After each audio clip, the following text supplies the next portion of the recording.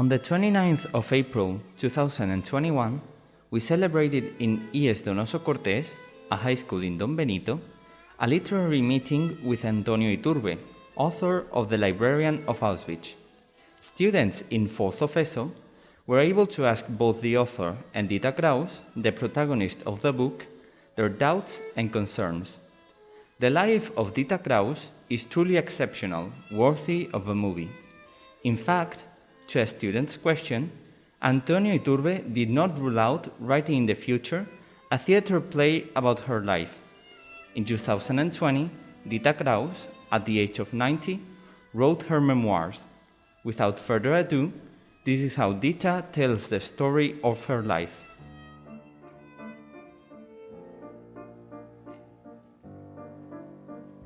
I remember a happy childhood. I lived with my parents in Prague. We were a middle-class family. The house where we lived was known as the electric house, because in the basement there was an automatic washing machine that was used by all the neighbors for their laundry. It was famous all over Prague. My parents liked music and operas. They used to go to concerts. They played the piano very well, and I enjoyed it a lot when they played the piano for hands. However, everything changed with the arrival of the Germans. The first time I heard the word Jewish was in 3rd grade. The year was 1938. One morning at school, I found a piece of paper in my desk that read, "You're Jewish." I did not know what was happening, and I brought it back home to show it to my parents. They got really serious, and I knew something bad was happening. The war began when I was 10 years old, and father was fired from his job being Jewish. The Germans requisitioned our apartment. Bit by bit, the number of restrictions increased. We had to hand over our belongings, such as jewelry, bicycles, musical instruments. We couldn't go to theaters, cinemas, cafes, restaurants, parks. Jewish people couldn't travel nor leave the boundaries of the city. They sealed our identity documents with a J for Jewish, and they imposed a curfew at 8 o'clock in the evening. However, the hardest hit was when children were prohibited from going to school. On the 1st of September 1940, the school year started as usual in Czechoslovakia, but not for me, nor for any Jewish child. We had to move again. A German official ordered the building to be evicted because he wanted it for himself. Jewish people could not live anywhere, only in the Jewish ghettos, when each apartment sheltered 3 or 4 families. One day, they imposed a new restriction. We had to wear a yellow star that said Yud on our clothes. On the 20th of November 1942, they forced us to move again. This time, our destination was the ghetto of Terenzin. And from there, they moved us to the final destination, Auschwitz concentration camp. The train ride was painful. They pushed us on the train. The sliding door of the wagon closed suddenly. We were stuck in a livestock wagon. There was a bucket to relieve ourselves, and we had to do it in front of everyone. It filled up very quickly, but we had no way to empty it. It is simply impossible to describe the stench. The lack of fresh air. I do not remember how long the ride was. Maybe 2 days and 1 night. Maybe 2 nights and 1 day. We took turns to sit. We arrived at our destination at midnight, and under some building lights, we were pushed off the train. We had arrived at Auschwitz. They registered me, tattooing on my forearm the number 73,305. We were utterly disheartened. There was not a single spark of joy left, and we did not want to be alive. But we had to continue. Our hell was about to begin.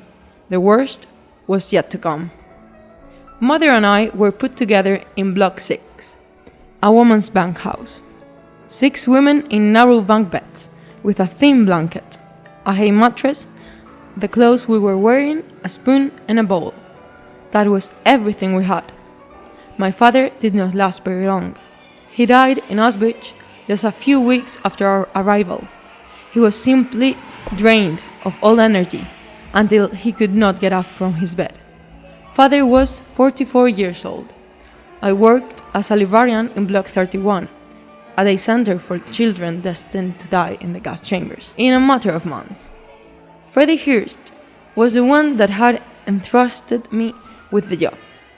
I was 14 and a half years old when he made me the person in charge of the smallest library in the world. I do not remember the numbers of samples, but it did not reach 1,000. In Auschwitz, we were all afraid of Dr. Mengele. The feared selection finally came. The doctor decided who could be still useful to work and who should die. My mother and I were in the group destined to live. Around 1,500 women were sent from Auschwitz to work as slaves at Hamburg. The other 7,000 people, the old, the weak, and the children, were murdered in the gas chambers in July of 1944. I still do not know how we avoided death. After some work camps, they sent us to the concentration camp of Bergen-Belsen. In every concentration camp I knew, the only cooked dish they served the prisoner was soup. In this camp, we were liberated by the British, but 1 or 2 days passed between the German guards leaving and the British soldiers arriving. The camp was full of corpses. I did not feel pity or sympathy. I understood that what I was seeing was a horror that escaped human comprehension. Yet I did not feel any emotion. I moved and passed over the corpses. We were dangerously skinny. How curious is the economy of the human body. First, when we were at the ghetto, we stopped menstruating, as if the body has decided that it was a waste to lose blood. Then, the layers of fat disappeared, and when everything has been absorbed, the belly loses its roundness and it becomes a ball, with the pelvic bones and handles. When I was standing up with my legs together, I could feel my entire hand between my thighs. A group of gypsy girls caught my attention. I passed with my friend Margaret in front of them. A few minutes later, she asked me, "Did you see it?" I said that I didn't know what they were cooking in the can. "You didn't see it?" she asked again. After a long pause, she said, "It was a liver." I had just seen an act of cannibalism. I do not know what I would have done if the gypsies had invited me to join them. I want to think I would have said no, but I am not sure. A few days after the liberation, Mother died of typhus. I was left alone. I did not know what was going to happen. I went back to Prague. There I was alone in my natal city, about to be 16 years old, alone. I had lost my father and my mother. One morning, I was in a queue for the Ministry of Interior when I recognized Otto Kraus, one of the educators in the Bankhaus 31.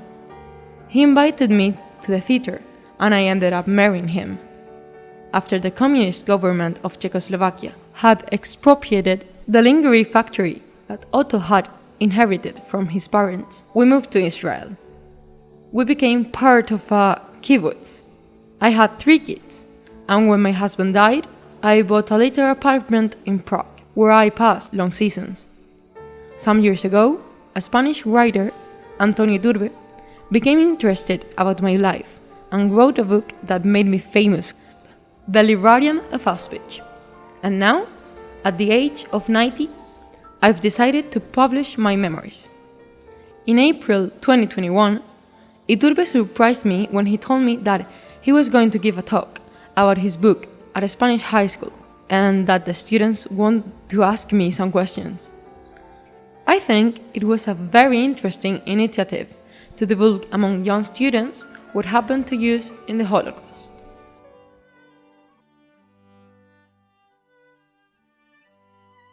Has it ever bothered you that so many people know your story?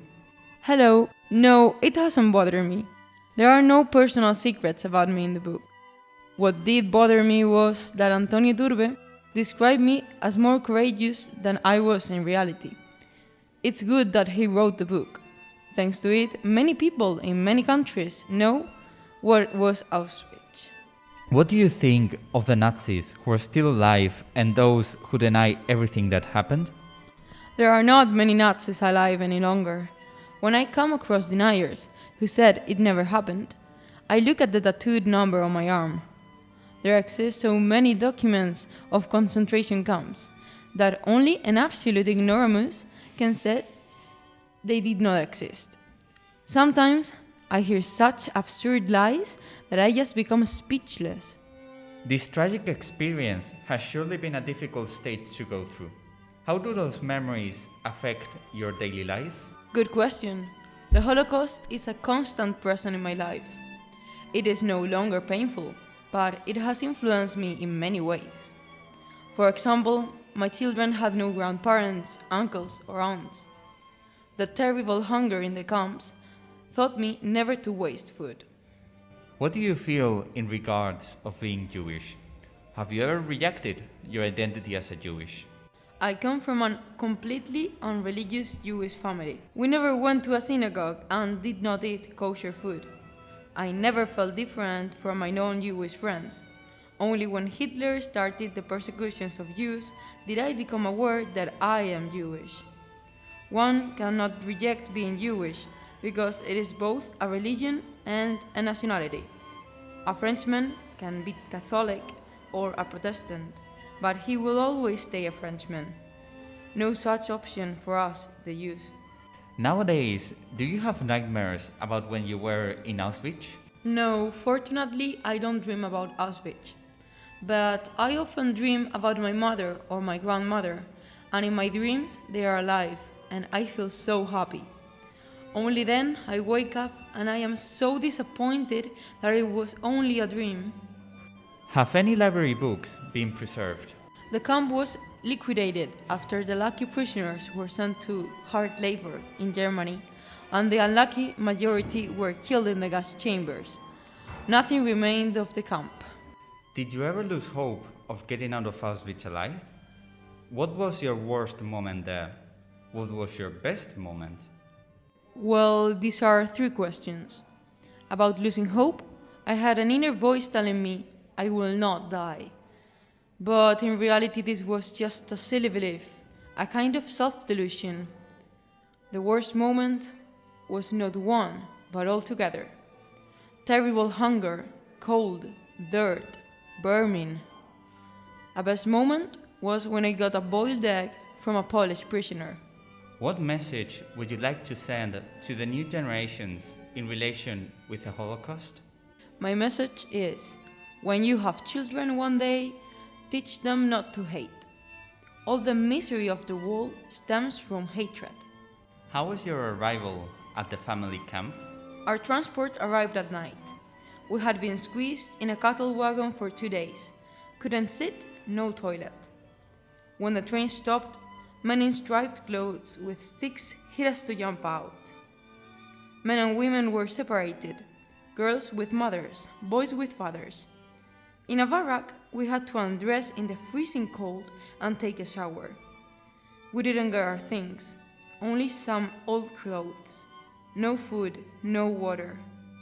Then we stood for many hours to get the tattoo number on the left forearm. It was only the beginning of our suffering. Did you ever think of giving up after your father died without being able to say goodbye to you under those conditions? I never thought of giving up. It is the human instinct, of all living things actually, that the worse the conditions are, the stronger becomes the desire to live. In Auschwitz, people died daily. There were no funerals. The bodies were collected on a platform and brought to the crematoria.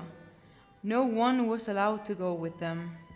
Dita's answers wrapped up the literary meeting about the librarian of Auschwitz, celebrated in IES Donoso Cortés with students of 4th of ESO and the presence of Antonio Iturbe. The objective that we all share after this meeting is that the Holocaust never happens again.